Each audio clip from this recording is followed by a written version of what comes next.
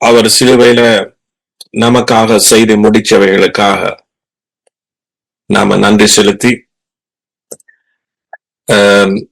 அவருடைய சுவிசேஷ வசனங்களை நாம தியானிப்போம். ஆமென். கிறிஸ்துவே, உங்களுக்கு நாங்க நன்றி செலுத்துகிறோம். உங்களுடைய சரீரம் நமக்காக அடிக்கப்பட்டு உங்களுடைய ரத்தம் நமக்காக சிந்தப்பட்டபடினால அந்த சித்தத்தின்படி நாம் முழுமையாக்கப்பட்டிருக்கிறோம் அல்லது பரிசுத்தமாக்கப்பட்டிருக்கிறோம். அதற்காக இயேசுவே நாங்க நன்றி செலுத்துகிறோம். நன்றி தகப்பனே. உங்களோட சத்தியத்தை உண்மையை நாம பேசுகிறோம். எத்தனை பேர் சொல்றீங்க? சத்தியத்தை உண்மையை பேசுகிறோம். அவருடைய சரீரம் எல்லாருமா நாம சேர்ந்து சொல்லுவோமா? அவருடைய சரீரம் ஒரே தரம் அடிக்கப்பட்டபடினால் அந்த சித்தத்தின்படி நாம் பரிசுத்தமாக்கப்பட்டிருக்கிறோம் அல்லது முழுமையாக்கப்பட்டிருக்கிறோம். சோ இந்த சத்தியத்தை நாம பேசுகிறோம். உங்களோட வாழ்க்கையிலே நீங்க நித்தமும் பேசும். நன்றி இயேசுவே. உங்களுடைய ரத்தத்தினால் நாம் கழுவப்பட்டிருக்கிறோம். உங்களுடைய ரத்தத்தினால் நாம் புதிய உடன்படிக்கையை ஏற்றுக்கொண்டிருக்கிறோம். உங்களுடைய உடன்படிக்கையை, ஆபிரகாமுக்கு ஊடாக சொல்லப்பட்ட உடன்படிக்கையை நாம ஏற்றுக்கொண்டிருக்கிறோம். நன்றி இயேசுவே. எத்தனை பேர் சொல்லுங்க? நாங்க ஏற்றுக்கொண்டிருக்கிறோம். அவருடைய உடன்படிக்கையை நாம ஏற்றுக்கொண்டிருக்கிறோம். அந்த உடன்படிக்கை நம்மை ஆசீர்வதிக்கிற உடன்படிக்கை. அது நம்முடைய கிரியைகளினாலே அல்ல, மாறாக இயேசு கிறிஸ்துவனுடைய சிலுவையில செய்து முடிச்சதனுடைய கிரியைகளினால் நாம் ஆசீர்வதிக்கப்பட்டிருக்கிறோம். நன்றி இயேசுவே. நன்றி தகப்பனே. கிறிஸ்துவுக்குள் நாம் புதுசாக சிருஷ்டிக்கப்பட்டிருக்கிறோம். எத்தனை சொல்லுங்க? நான் கிறிஸ்துவுக்குள் புதிதாக சிருஷ்டிக்கப்பட்டிருக்கிறேன். கிறிஸ்துவுக்குள் நான் ஏற்றுக்கொள்ளப்பட்டிருக்கிறேன். பைபிள் அப்படித்தான் சொல்லுது. எபேசியர் 3ஆம் அதிகாரம். கிறிஸ்துவுக்குள் நாம் சிருஷ்டிக்கப்பட்டிருக்கிறோம். நன்றி இயேசுவே. நன்றி தகப்பனே. இது என் வாழ்க்கையின் பகுதியாக இருக்கிறது. இது என்னுடைய வாழ்க்கையினுடைய உண்மையாக இருக்கிறது. தகப்பனே, இந்த இடத்துல நாம எல்லாரும் உங்களுடைய அவயங்களாக, உங்களுடைய சரீரத்தினுடைய அவயங்களாக இருக்கிறோம். நன்றி இயேசுவே. எல்லா துதியும் எல்லா கனமும் மகிமையும் உங்களுக்கு செலுத்துகிறோம். நன்றி இயேசுவே. நாங்கள் உங்களுடைய பிள்ளையாக, உங்களுடைய மகிமையாக சொல்லுவோமா எல்லாரும்? நாங்க உங்களோட பிள்ளையாக, உங்களோட மகிமையாக இருக்கிறோம். நன்றி இயேசுவே. நன்றி தகப்பனே. உங்களோட கிருபையின் மகிமைக்கு புகழ்ச்சியாக நாங்கள் எல்லாரும் உங்களுடைய கிரியைகள் மூலமாக, உங்களுடைய நற்செய்தி மூலமாக நாம தேர்ந்தெடுக்கப்பட்டிருக்கிறோம். நன்றி இயேசுவே. எல்லா துதி கன மகிமையும் உங்களோடு இருக்கு. ஆமென். நன்றி. சோ இன்றைக்கு நாம மிக முக்கிய அவருடைய வார்த்தையில நாம தியானிக்க போறோம். ஆமென். சோ எப்பொழுதும் நாம ஒவ்வொரு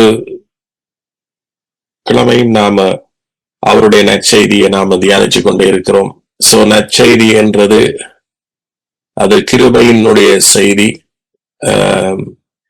இன்னைக்கு அனைவருக்கு உங்களுக்கு தெரியுமோ தெரியாது,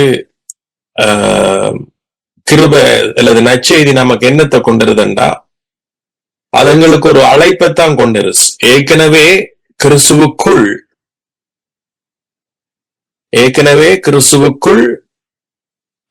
நாம எப்படி இருக்கிறோம் அல்லது பெற்றுக்கொண்டிருக்கிறோம் ஆசீர்வாதங்களை என்பதை அறிவிக்கிறதா நற்செய்தி. அப்ப ஏற்கனவே இருக்கிறத கொண்டு வர்றதா நற்செய்தி. சோ அந்த நற்செய்தியை நாம ஏற்றுக்கொள்ளேக்க நாம ரட்சிக்கப்படுறோம். ஆமென். சோ இதுதான் நற்செய்தி என்பதை அநேகர் இன்னும் புரிஞ்சு கொள்ள.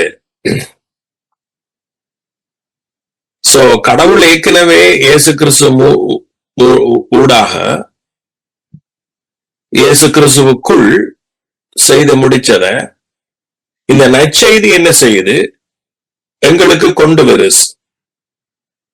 அந்த நற்செய்தியை நாம ஏற்றுக்கொள்ளிக்க அல்லது விசுவாசிக்க அது எங்களுக்கு ரட்சிப்பின் பலனாக இருக்கிறது.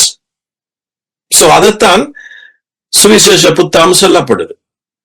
ஆமென். சோ அதனாலதான் சுவிசேஷத்துக்காக ஜீவனை கொடுத்தார்கள். யாரு? அப்போஸ்தலர்கள். நாங்கள் அல்ல, அப்போஸ்தலர்கள். சோ அப்ப சுவிசேஷம் என்ன? உலகத்துல நீங்க எதையும் செய்தி என்று சொன்னா, பைபிள் நற்செய்தியை விடுங்க, உலகத்துல ஒரு செய்தி என்றா என்ன? ஒரு நடந்த சம்பவத்தை அறிவிக்கிறதானே அதுக்கு பேர் செய்தி.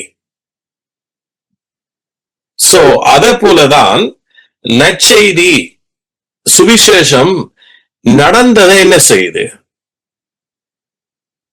நடந்து முடிஞ்சத எங்களுக்கு அறிவிக்குது. அல்லது உங்களுக்குள்ள கிறிஸ்து செய்து முடிச்சதை, உங்களுக்குள்ள கிறிஸ்து செய்து முடிச்சதை என்ன செய்யறார்? அறிவிக்கிறார்.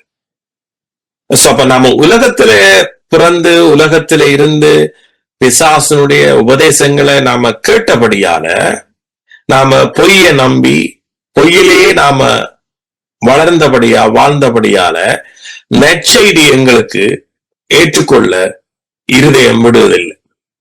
அப்ப நற்செய்தி என்றா என்ன? அது எங்களுக்கு கொடுத்த ஒரு அழைப்பு. இயேசு கிறிஸ்து கொடுத்த அழைப்பு. அது என்ன அழைப்பு?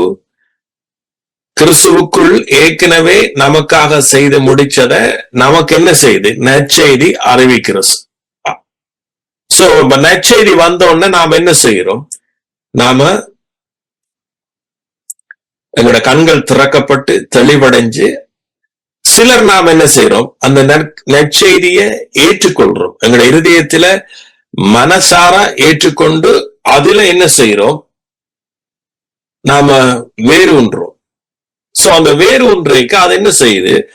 அது எங்களுக்கு பெரிய பலனை கொடுக்கும். சிலர் நாம நற்செய்தியை கேட்டுட்டு நாம என்ன செய்யறோம்?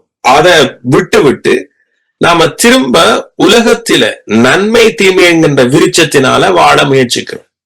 சோ அதனால கேட்ட வசனம், கேட்ட நற்செய்தி எங்களுக்கு என்ன செய்யல? பிரயோஜனப்படவில்லை. இதற்கு உவமையாத்தான் இயேசு அந்த விதை 3 விதமான நிலத்தில விழுந்ததுக்கு உவமையா சொல்ற. நல்ல நிலத்தில விழுந்தது, அது என்ன செய்யுது? அது பலன் செய்யுது. அப்ப திரும்ப நான் உங்களுக்கு சொல்றேன், திரும்ப உங்களுக்கு நான் இப்ப பேசினதை சொல்றேன். நற்செய்தி என்றது ஏற்கனவே ஒரு நடந்த சம்பவங்களை எங்களுக்கு அறிவிக்கிறதுக்கு பேரு தான் நற்செய்தி. உலகத்துல ஒரு செய்தி நடந்தா, ஒரு சம்பவம் நடந்தா அதை அறிவிக்கிறதுக்கு பேரு செய்தி. அதே போல ஆவிக்குரிய ரீதியில இயேசு கிறிஸ்து மூலமாக எங்களுக்கு நடந்து முடிஞ்ச காரியத்தை அறிவிக்கிறதா நற்செய்தி. சோ அந்த நற்செய்தியை நாம ஏற்றுக்கொள்றதுதான் விசுவாசம். ரைட்? சோ கேள்வியினால விசுவாசம் பெறும். எந்த கேள்வியினால? சுவிசேஷத்தை கேட்கறதுனால விசுவாசம் பெறும். விசுவாசம் என்ன செய்தாம்? எங்களை அறிக்கை பண்ண செய்து, அந்த அறிக்கை எங்களுக்கு என்னவாகுது? ரட்சிப்பாக மாறுது. ஆமென். சோ இதுதான் கிருபையின் சுவிசேஷம். சோ அப்ப கேட்கிறது எங்களோட வாழ்க்கையில எப்பவும், நற்செய்தியை நீங்க கேட்கிறது எப்பவும் எங்களோட வாழ்க்கையில என்னவாம்? அது ஆசீர்வாதத்தை கொண்டு வந்தோண்டே இருக்கு. ஆமென். ஏன்? கிறிஸ்துவுக்குள் நீங்கள் ஏற்கனவே நீங்க ஆசீர்வதிக்கப்பட்டுட்டீங்க. சகல விதமான ஆசீர்வாதம். ஆமென். பைபிள் அப்படித்தான் சொல்லுது. பாருங்க, இது எல்லாத்தையும் நாம கேட்டாலும் கூட பாருங்க, கிறிஸ்துவுக்குள் நாம் சகல ஆசீர்வாதங்களினாலும் ஆசீர்வதிக்கப்பட்டிருக்கிறோம் என்று சொல்லப்படுது. சகல ஆசீர்வாதங்களினால். ஆனா நாம் அதன்படி வாழ்றோமாண்டா? இல்ல. சோ அப்ப விசுவாசம் ஒரு மனுஷனுக்கு இருக்கிறதுக்கு காரணம், அடையாளம், நான் அடிக்கடி சொல்லுவேன், விசுவாசம் ஒன்று எங்களோட வாழ்க்கையில பயம். பயத்தின் ஆவி எங்களுக்குள்ள இருந்துச்சுண்டா அந்த பயம்தான் எங்களை என்ன செய்யுது? விசுவாசத்துல இருந்து நம்ம என்ன செய்யுது? தள்ளுது. சோ பயம் இருந்தாலே எனக்கு டவுட் வந்து நமக்கு விசுவாசம் இருக்குதா இல்லையான்னு. சோ அதனாலதான் இயேசு கிறிஸ்து எப்போ சொல்லுவார், என்ன, பயப்படாதீர்கள், பயப்படாதீர்கள். பயமும் விசுவாசமும் ஒன்று கொண்டு எதிர்மறையான, ரைட்? ஏதாவது நம்முடைய வாழ்க்கையில ஒரு செய்தியை கேட்டோன்னு எங்களுக்கு எது முதலாவது வருகிறதுண்டா பயம். சோ துரு செய்தி எங்கட வாழ்க்கையில வரும். அது பிசாசனுடைய பெரிய ஒரு ஆயுதம், பயம்.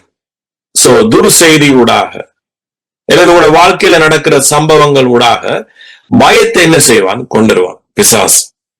சோ இப்ப உதாரணத்துக்கு நாம ஒரு டாக்டர்கிட்ட போன உடனே டாக்டர் ஒரு காரியத்தை சொன்ன உடனே முதலாவது எங்களுக்கு என்ன வருது, பயம்.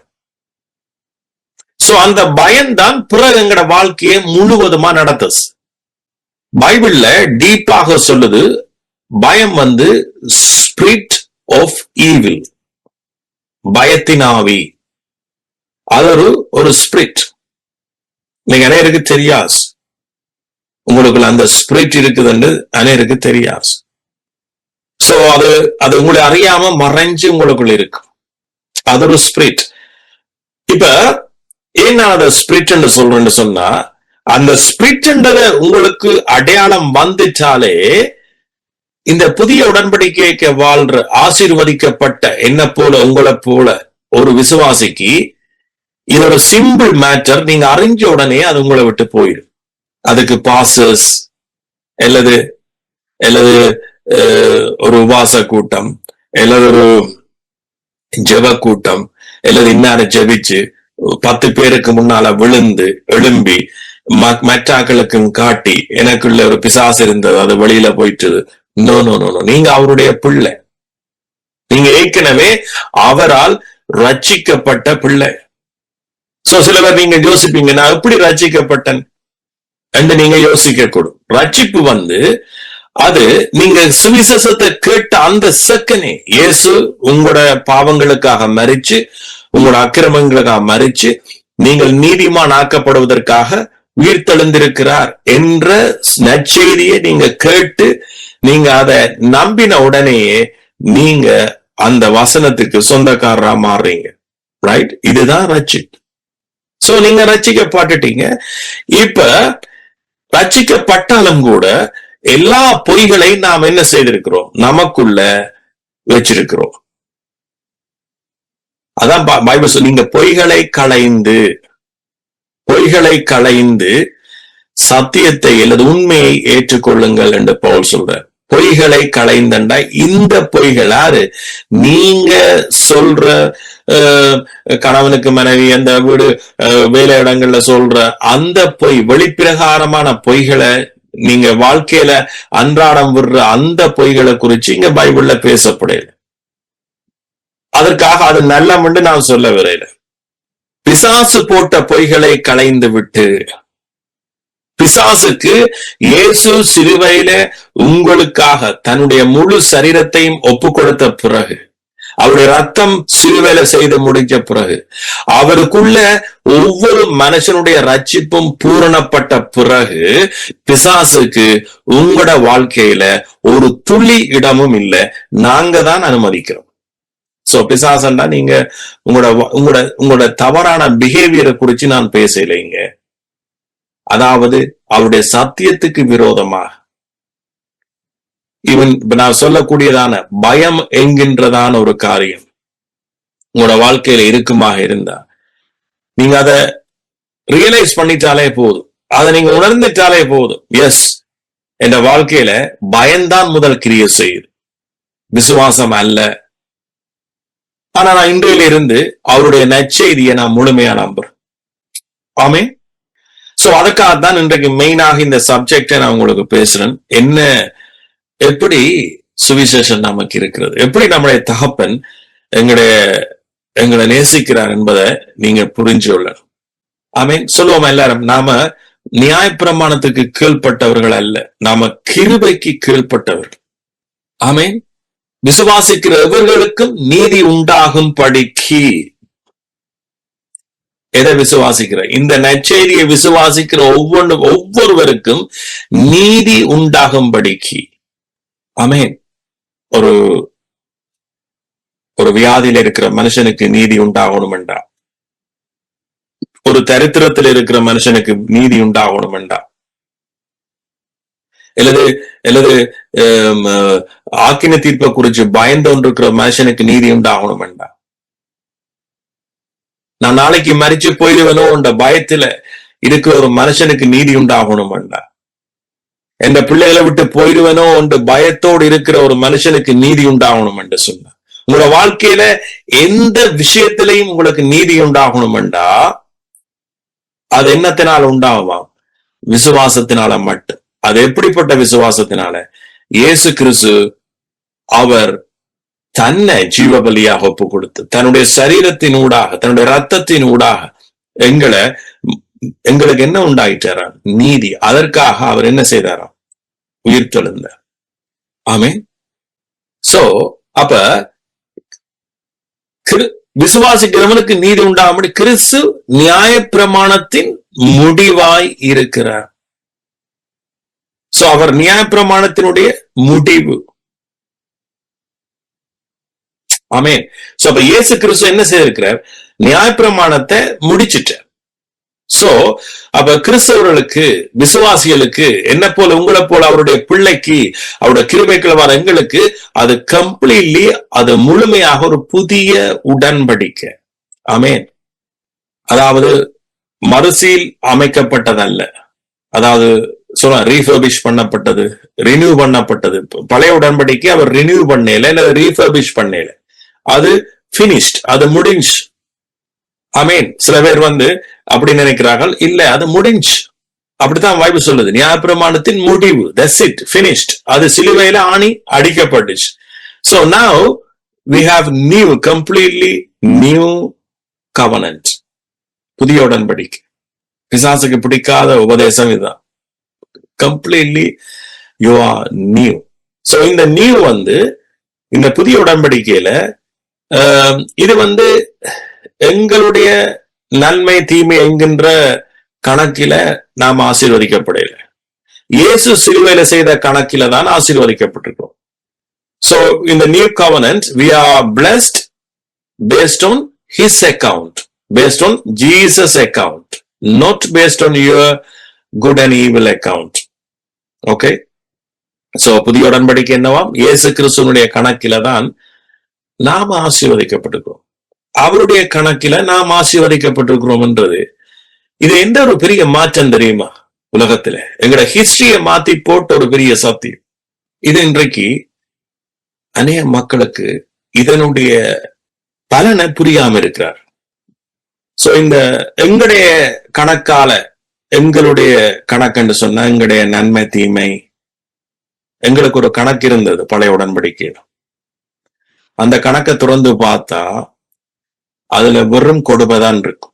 சோ அந்த கணக்கின்படி தான் நாம என்ன செய்யப்பட்டோம்? நியாயம் தீர்க்கப்பட்டு கொண்டிருந்தோம்.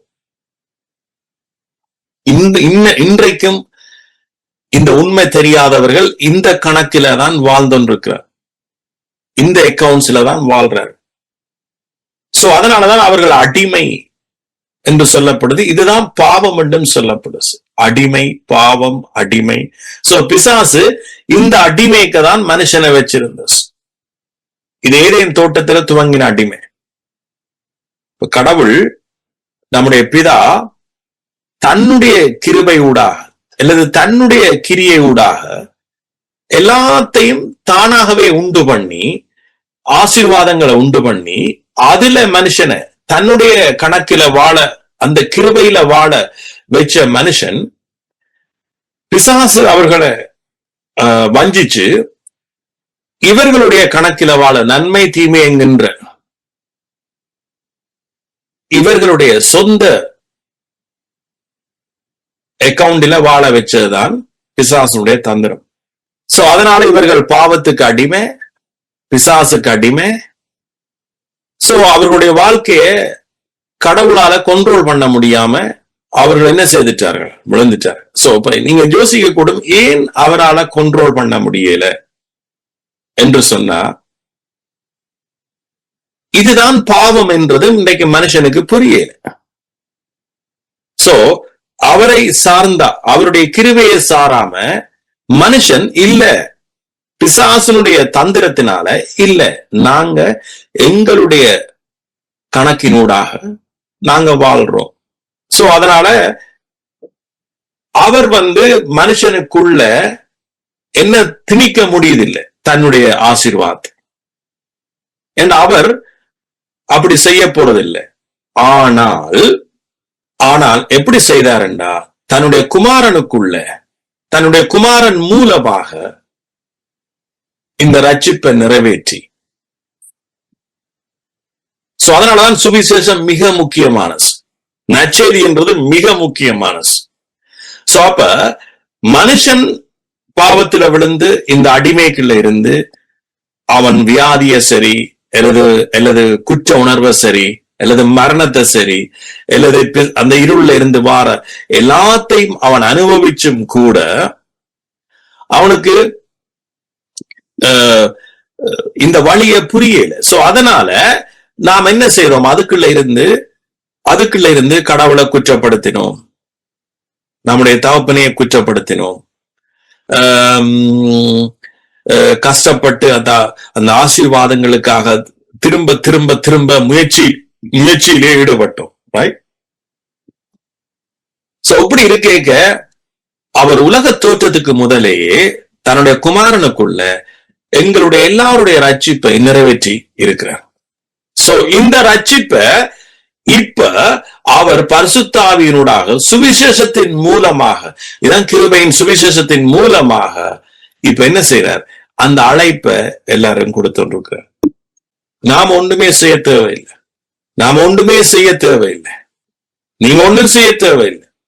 எங்களுக்கு என்ன தேவையா இருக்கு, அதை விசுவாசிச்சு நாம் அதுக்கு பிரவேசிக்க வேண்டியதான் இருக்கு. ஆமென். சோ அப்ப இந்த இயேசு கிறிஸ்து அவர் என்ன செய்யறார், பிதாவானவர் என்ன செய்யறார், மக்களுடைய எல்லாருடைய ஒவ்வொரு மனுஷனுடைய ரட்சிப்பையும் தன்னுடைய குமாரனுக்குள்ள நிறைவேற்றியிருக்கிறார். சோ அவர் நம்மோட யுத்தம் பண்ணல, அவர் நம்மோட மனுஷனோட போராடல, அவர் நம்முடைய பாவத்துக்கு சரி கட்டி கொண்டிருந்தா அவர் கடவுளா இருக்க முடியாது. மனுஷன் விழுந்த வீழ்ச்சிக்கு எதிராக அவர் திரும்ப திரும்ப எங்களை தண்டிச்சு கொண்டே இருந்தா வாழ்நாள் பூராவே தண்டிச்சு கொண்டே இருக்கணும். அவர் நம்ம தண்டிக்கிறதுக்கு பதிலாக, அதான் அவர் பரிசுத்தர். அவருக்கு ஏன் பரிசுத்தம் என்ற பேர் வந்தது? இன்னைக்கு அநேகர் எல்லாரும் நாம சேர்ச்சில போய் நீர் பரிசுத்தர் என்று கத்துறோமே, என்ன கண்ணோட்டத்துல இன்றைக்கு அநேகர் பரிசுத்தர் என்று சொல்றார்கள் தெரியுமா? அதனுடைய அர்த்தம் தெரியாமத்தான் நீர் பரிசுத்தர் என்றாங்க. என்னண்டா, நீங்க பரிசுத்தமான கடவுள் ஆண்டவரே, உங்களோட ஸ்டாண்டர்டு கிட்ட எங்களால நிக்க முடியாது, உங்களோட நிலைமைக்கு கிட்ட எங்களால் நிக்க முடியாது, நாங்க எல்லாம் பாவி, உங்களோட நிலைமைக்கு முன்னா நிக்க முடியாது, உங்களோட நிலைமைக்கு எங்களால ஏறி வந்தாத்தான் நீங்க எங்களை ஆசீர்வதிப்பீங்க, இல்லையண்டா எங்களை ஒரு நாள் நீங்க என்ன செய்திருவீங்க, கைவிட்டுருவீங்கள் என்கின்ற ஒரு பயத்தின் அடிப்படையிலையும் ஒரு இடைவெளியின் அடிப்படையிலையும் தான் இன்றைக்கு அநேகர் நீர் பரிசுத்தர் என்று கத்துறார். ஆனா பரிசுத்தத்தினுடைய அடையாளம் என்ன தெரியுமா? அவர் பரிசுத்தர் என்கின்றபடியால் அவர் பரிசுத்தமான குணமுடையவர். அதாவது பாவியாகிய எங்களை தன்னுடைய குமாரன் அங்கே சிலுவையில மரிச்சதன் நிமித்தம் அவருடைய சரீரம் ஒரே தரம் பலியிடப்பட்டதனால் அந்த சித்தத்தின்படி நாம் பரிசுத்தமாக்கப்பட்டு அவருடைய சிங்காசனத்துல நாம் ஏற்கனவே உட்கார்ந்திருக்கிறோம். இதனாலதான் அவருக்கு பரிசுத்தர் என்கின்ற பெயர். ஆமே. சோ அதனாலதான் நாங்க அவரை இன்னும் நேசிக்கிறோம். ஆமீன். ஃப்ரீலியா, விடுதலையோடு, அவருடைய தோளுக்கு மேல தோலை கை போட்டு, அல்லது அவர் என்ற தோல்ல கை போட்டு நாங்க இருவரும் ஒன்றாக நடக்கிறோம் என்கின்ற உண்மையை எங்களோட வாழ்க்கையில அறிவிக்கிறதுக்கு பேர் தான் சுவிசேஷம். இந்த மென்டாலிட்டி ஒவ்வொரு கிறிஸ்தவருக்கும் இருக்கணும். அங்க இனி உங்களுக்கும் அவருக்கும் தூரம் இடைவெளி இல்லவே இல்லை. உங்களுக்கும் ஆசீர்வாதத்துக்கும் இடைவெளி இல்லவே இல்லை. உங்களுடைய உறவுக்கும் அவருடைய உறவுக்கும் இடையில இடைவெளி இல்லவே இல்லை. ஆமென். சோ இதனால அவர் பரிசுத்தர். அவர் ஒரு பூரணமான நற்குணம் உள்ளவர், அல்லது முழுமை உள்ளவர், எல்லாரையும் ஆசீர்வதிச்சவர், எல்லா பாவிகளையும் நீதிமானாக்கினவர், எல்லாருக்கும் நியாயத்தை செய்து முடிச்சவர். சோ அப்போது இடையில சொன்னனே, ஒவ்வொருவருக்கும் அவர் என்ன செய்திருக்கார்? நியாயம் செய்திருக்கிறார். ஆமென். நாங்க ஒரு காலத்துல ஒவ்வொரு விஷயத்துக்கும் நாம என்ன செய்தோம்? நியாயம் இல்லாம இருந்தோம், ஒவ்வொரு விஷயத்துக்கும். ஆனா ஆண்டவர் சொல்றார், நோ, நான் ஒவ்வொருவருக்கும் நியாயம் செய்துட்டேன். எல்லாரையும் நான் என்ன செய்துட்டேன்? என்ற குமாரன் ஊடாக ஆசீர்வதிச்சிட்டேன். ஒருவரும் நீ என்ன செய்ய முடியாது, அவர்கிட்ட என்ன செய்ய முடியாது, குறை கண்டுபிடிக்கவே முடியாது. ஆமென். மாறாக எங்களுடைய இருதயம்தான் அவநம்பிக்கையிலையும் பயத்திலையும் இருக்கு. சொன்னேன் அப்போது, அந்த பயம் என்கின்ற ஒரு ஸ்பிரிட் எங்களோட வாழ்க்கையில, அந்த சுவிசேஷத்தை கேட்க கேட்க விசுவாசம் வேற வேற, நீங்களும் அதை எதிர்க்க, பயத்தை நீங்க எதிர்க்காத்தானா போயிரு. சோ இந்த வாழ்க்கையில எனக்கு இல்லாம போன ஒரே ஒரு பெரிய காரியம் பயம். சோ எனக்கு பயம் இல்லாம போனதுக்கு காரணம் என்ன? நான் அதிகமாக அவருடைய வார்த்தையினால் என்ன செய்யப்படுறேன்? நிரப்பப்படுறேன். பாருங்க, இயேசு கிறிஸ்து சீஷர்களோடு படகுல போய் கொண்டிருக்கிறார். சீஷரோடு இயேசு கிறிஸ்து படகுல போய் கொண்டிருக்கிறார். சோ அதற்கு ஒப்பனையாக இன்றைக்கு இயேசு கிறிஸ்து உங்களுக்குள்ள வாசம் பண்றார். இயேசு கிறிஸ்து எங்க வாசம் பண்றார்? உங்களுக்குள்ள வாசம் பண்றார். சோ இதற்கு ஒப்பனையாகத்தான் அன்றைக்கு இயேசு கிறிஸ்து படகுல போய்கொண்டிருக்கிறார். அவர் என்னவ? நித்திரையா இருக்கிறார். நித்திரையா இருக்க சூறாவளி காற்று பலமாடிக்கு. கப்பல் என்ன செய்ய போகுது? கவுள போற மாதிரி அப்படி அங்க இங்க ஆடுது, தண்ணி உள்ளுக்குள்ள வர்ற மாதிரி இருக்குது. அவ்வளவு, அது நடுக்கடலில. நீங்களே யோசிச்சு பாருங்க, இப்படி ஒரு சம்பவம் நடந்தால், ஒரு கற்பனை பண்ணிப்பாரு அப்படி ஒரு சம்பவத்துல. ஆனா என்ன பிரச்சனை என்று சொன்னா, இவர்களுக்கு தெரியும் இயேசு கிறிஸ்து எப்பேற்பட்ட அற்புதங்களை செய்தவர், இயற்கைக்கு அப்பாற்பட்ட அற்புதங்களை செய்தவர் தான் அவர் அங்க இருக்கு. அவர்கள் கண்ணால கண்டவர்கள். சோ அப்படி இருக்கும்போது இவர்கள் அந்த டைம்ல என்ன செய்ய தேவையில்லை? பயப்பட்டிருக்க தேவையே இல்லை. ஓரளவுக்கு இவைக்கு இந்த சென்ஸ் வேலை செய்திருக்கணும். எஸ், இவர் முடவனை நடக்க பண்றார். கண் புறவிலேயே கூடனா இருந்த கண் திறக்கப்படுது. மரிச்ச லாசருவை உயிர்த்தல பண்றார்.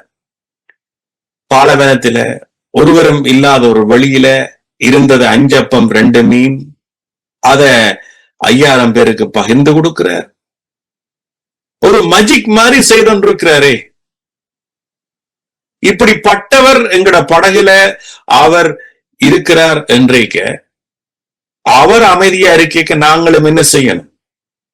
அமைதியா இருந்துருவோம் என்கின்ற அந்த விசுவாசம் கூட அவரிடத்துல இல்லாம போயிடுச்சு. சோ அப்ப அந்த விசுவாசம் அவர்களுக்கு இல்லாம போனதுக்கு முதல் என்ன செய்தார்கள்னா, பயந்துட்டாரு. நல்லா காற்று அடிக்கிறத பார்த்து. ஆனா இவர்கள் கொஞ்சமும் சிந்திக்கல, இந்த காற்றை உண்டாக்கினவரே நம்முடைய இயேசுதான் என்பது அவர்கள் கொஞ்சமும் சிந்திக்க அவர்களுக்கு நேரம் கிடைக்கல. காரணம், பயம் முதல் அவர்களுக்குள்ள பிரவேசிச்சிட்டு. சோ இப்படித்தான் உங்களோட லைஃப்ல பயம் பிரவேசிச்சுட்டா, பயம்தான் உங்களை கண்ட்ரோல் பண்ணும். சரி, நீங்க வடிவா சிந்திக்கணும். சோ பயம் இருந்தா எங்களுக்கு கோபம் வரும், பயம் இருந்தா எங்களுக்கு பொறுமை இருக்காது, பயம் இருந்தா நாங்க என்ன செய்வோம்? டிப்ரெஷன் ஆயிடுவோம். பயம் இருந்தா நாங்க என்ன செய்வோம்? அவசரப்பட்டு முடிவெடுத்துருவோம். இப்படி பயம் பயம் பயம் என்கின்றது மனுஷனுடைய வாழ்க்கையை மாற்றும். ஆனா இயேசு சொன்னார், நீ பயப்படாத. எங்க சொன்னாலும் சொல்ற முதல் காரியம், பயப்படாதீர்கள், உங்களுடைய இருதயம் கலங்காது இருப்பதாக. சோ அதற்குத்தான் நான் இன்றைக்கு ஒரு முழுமையான ஒரு திரும்ப உங்களுக்கு ரீஃப்ரெஷ் பண்றதுக்காக இந்த காரியங்களை நான் உங்களோட பேசணும். ரைட்? இயேசு கிறிஸ்து உங்களோட வாழ்க்கையில சகல பகுதியிலையும் வெற்றி சிறக்கத்தக்கதாக, சகல இடங்களிலும் வெற்றி சிறக்கத்தக்கதாக சொன்னா சகல பகுதிகளிலும் வெற்றி சிறக்கத்தக்கதாக. இப்ப இயேசு கிறிஸ்துடைய மரணம் என்கின்றது அது ஒரு லைஃப், எங்கட வாழ்க்கையில ஒரு லைஃப். சோ அதைத்தான் நாங்க இன்றைய பார்க்கப்போம். சோ இந்த வசனத்தை நாம படிப்போமா? இன்றைக்கு தலையங்கம் இதைத்தான் போட்டிருந்தேன். சோ அந்த தலையங்கத்துக்கு ஏற்றதான் நான் ஏற்கனவே உங்களுக்கு இப்ப பேசியிருக்கிறேன். மிச்சத்தையும் ஒரு கணக்கு நேரம் எடுக்க மாட்டேன். இன்றைக்கு ஒரு 15-20 மினிட்ஸ்ல மிச்சத்தை நாம் என்ன செய்ய போறோம், முடிக்க போறோம். தெரியும், இயேசு நாங்கள் எவ்ரி வீக்கும் இதை நினைவு கூறுவோம். சோ திரும்பவும் இந்த வசனத்தை எடுத்து நாம நினைவு கூறுவோம். மத்தேயு 26 அவர்கள் போஜனம் பண்ணுகையில் இயேசு அப்பத்தை எடுத்து, அவர்கள் போஜனம் பண்ணுகையில் இயேசு அப்பத்தை எடுத்து ஆசீர்வதித்து அதை பிட்டு, அதை என்ன செய்யறார்? பிட்டு என்றா broken. He broken the bread. அதை பிட்டு சீஷர்களுக்கு கொடுத்து, நீங்கள் வாங்கி புசியுங்கள், நீங்கள் வாங்கி புசியுங்கள், இது என்னுடைய சரீரமாயிருக்கிறது என்றார். நீங்கள் இதை வாங்கி புசியுங்கள், இது என்னுடைய சரீரமாய் இருக்கிறது. ஆங்கில பைபிள் இருக்குது, take, eat, this is my body. Take and eat, this is my body. பாருங்க, எடுத்து சாப்பிடுங்கள். மற்றது அப்பத்தை என்ன செய்றார்? பிக்கிற. And blessed it and break it and gave it to them to eat it. Amen. So அப்பம் என்ன செய்றார்? பிச்சு அல்லது பிரேக் இட் என்று சொல்லப்படுது. Take it, eat it, this is my body. எடுத்து சாப்பிடுங்கள், இது என்னுடைய சரீரம். சோ இதான் இயேசு விரும்புறது. இதான் கம்யூனியன்ல அந்த போஜனத்துல அவர் செய்த காரியம். திஸ் இஸ் மை பாடி என்று சொல்ற. அந்த அப்பத்தை கொடுத்து சொல்ற, பிரேக் பண்ணிட்டு அத பிச்சு போட்டு, take it, eat, and this is my body. So அப்ப அவருடைய பாடிய நாம ஈட் பண்றதுன்றத அதன் அர்த்தம் என்னன்னு சொன்னா, இயேசு கிறிஸ்துவினுடைய சரீரம் என்னத்துக்காக அடிக்கப்பட்டதோ அத நாங்க என்ன செய்யணுமா? உட்கொள்ளணும். இதுதான் எங்களுடைய ஆவிக்குரிய உணவு. இந்த உணவு தான் உங்களோட வாழ்க்கையில ஆவி, ஆத்மா, சரீரம் எல்லாத்துக்குமே ரட்சிப்புக்குரிய உணவு. இந்த ஒரு பெரிய ரகசியத்தை இன்றைக்கு அநேக விசுவாசிகள் புரிஞ்சு கொள்றேன். சோ எவ்ரி டைம், ஒவ்வொரு தடவையும் நீங்க கம்யூனியன்ல உட்கார்ற பொழுது, ஈவன் எவ்ரி செகண்ட் உங்களுடைய லைஃப்ல, சோ இந்த கம்யூனியன்ன்றது ஒரு சடங்கே அல்ல. இயேசு இதை சடங்காக சொல்லல.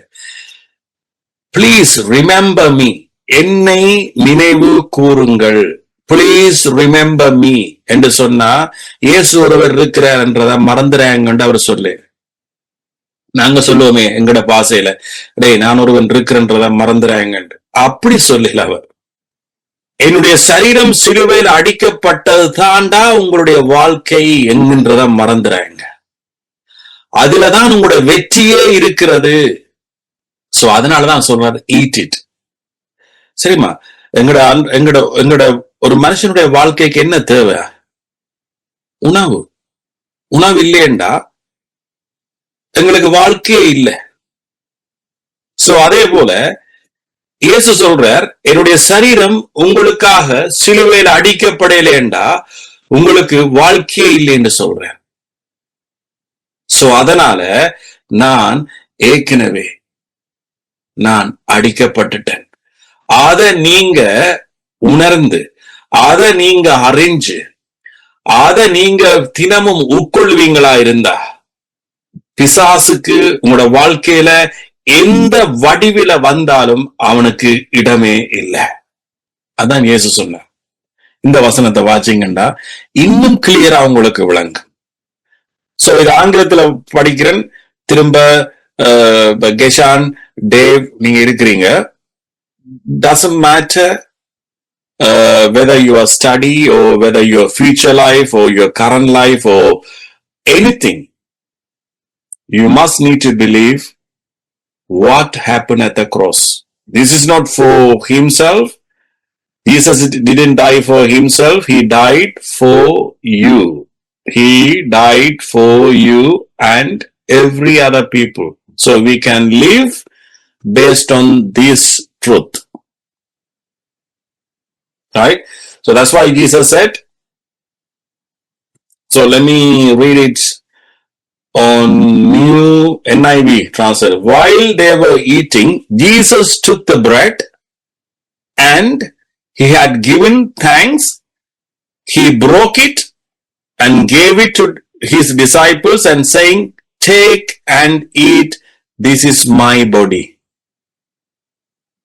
Take and eat, this is my body. But what he trying to say, so can you see that bread has been breaking piece and piece, and same wise, I am going to give my body at the cross. So they're going to break my body.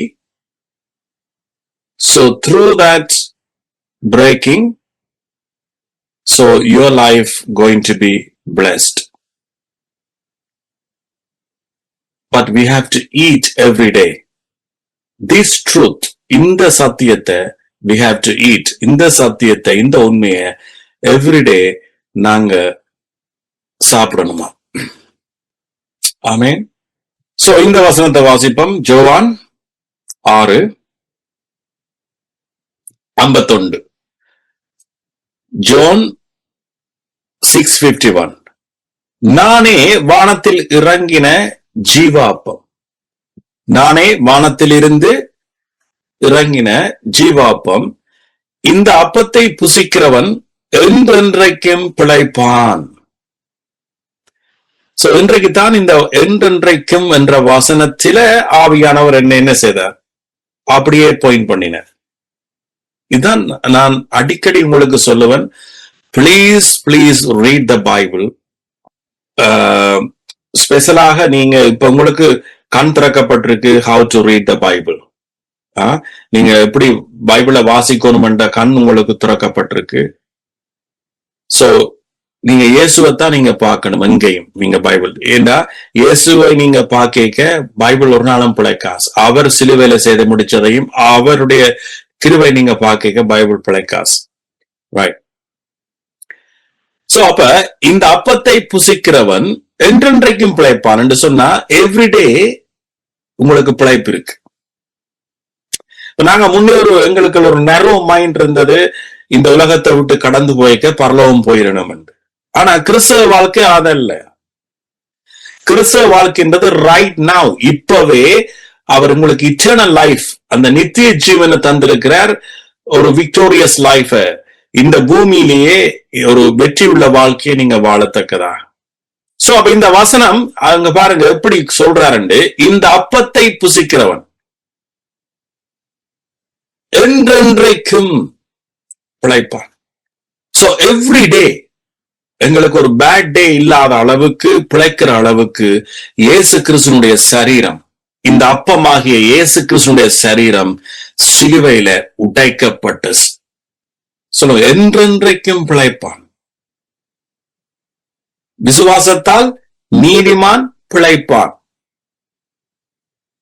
So என்றென்றைக்கும் நாம் கொடுக்கும் அப்பம், நான் கொடுக்கும் அப்பம் உலகத்தின் ஜீவனுக்காக நான் கொடுக்கும் என் சரீரமே என்றார். என்னவா? நான் கொடுக்கும் அப்பம் உலகத்தின் ஜீவனுக்காக, ஒரு மனுஷனுடைய ஜீவனுக்காக நான் கொடுக்கும் என்னுடைய சரீரம் என்று சொல்லி சொன்னார். சோ அதனாலதான் இயேசு சொன்னார், என் சரீரத்தை புசிக்காதவனுக்கு என்ன இல்லையா, ஜீவன் இல்லை என்றார். அப்ப அங்க இருந்த ஜூதர்கள், மத ரீதியாக கடவுளை தேடிக்கொண்டிருந்த மத ரீதியாக வாழ்ந்த ஜூதர்களுக்கு இதென்ன இவர் என்னுடைய சரீரத்தை புசிக்க சொல்றார் என்று சொல்லி அவர்கள் இயேசுவை கொச்சைப்படுத்தினார். அதே போல தான் இன்றைக்கு கம்யூனியன் என்றது ஒரு சடங்காக போயிற்று.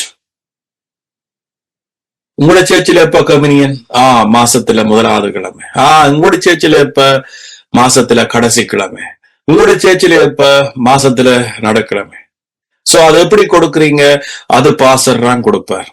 அங்க அதுக்கண்டு ஒரு 4 மூப்பர் நியமிக்கப்பட்டிருக்கு. சோ அது நீங்க பரிசுத்த அலங்காரத்தோடு அங்க போகணும்.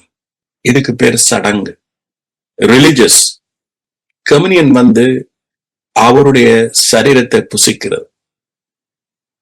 அதனுடைய அர்த்தம் என்ன? அவருடைய சரீரத்தை புசிக்கிறேன்டா, அவருடைய சரீரத்தால, அவருடைய சரீரம் சிலுவையில அடிக்கப்பட்டதால பரிசுத்தமான அவருடைய சரீரம் அல்லது கடவுளுடைய சரீரம், அதாவது எங்களுடைய பாவத்துக்காக, எங்களுடைய அக்கிரமத்துக்காக அவருடைய பாவம் செய்யாத அவருடைய சரீரம் அடிக்கப்பட்டதுனாலதான் எங்கட வாழ்க்கையில, அவருடைய கணக்கில எங்கட வாழ்க்கையில முழு விதமான அனைத்து விதமான ஜீவனும் கொடுக்கப்பட்டது.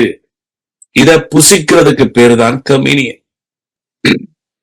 அதனாலதான் பைபிள் ஒரு வார்த்தை சொல்லுது, சிலுவையை பற்றின உபதேசம் கெட்டு போறவர்களுக்கு அது பைத்தியமா தெரியும், ரட்சிக்கப்படுகிற நமக்கோ அது தேவ பலன். 52 அப்பொழுது யூதர்கள் தன்னுடைய மாம்சத்தை எப்படி நமக்கு புசிக்க கொடுப்பான் என்று தங்களுக்குள்ளே வாக்குவாதம் பண்ணினார். அதற்கு இயேசு அவர்களை நோக்கி, நீங்கள் மனுஷகுமாரனுடைய மாம்சத்தை புசியாமலும், மாம்சத்தை என்றார் சரீரத்தை புசியாமலும் அவருடைய ரத்தத்தை பானம் பண்ணாமலும் இருந்தால் உங்களுக்குள்ளே ஜீவன் இல்லை என்று மெய்யாகவே மெய்யாகவே உங்களுக்கு சொல்லுகிறேன். என் மாம்சத்தை புசித்து, அதாவது என் சரீரத்தை புசித்து என் ரத்தத்தை பானம் பண்ணுகிறவனுக்கு நித்திய ஜீவன் உண்டு, நான் அவனை கடைசி நாளில் எழுப்புவேன். என் மாம்சம் மெய்யாகவே போஜனமாயிருக்கிறது. பாருங்க, சொல்ற என் சரீரம் மெய்யாகவே போஜனம்.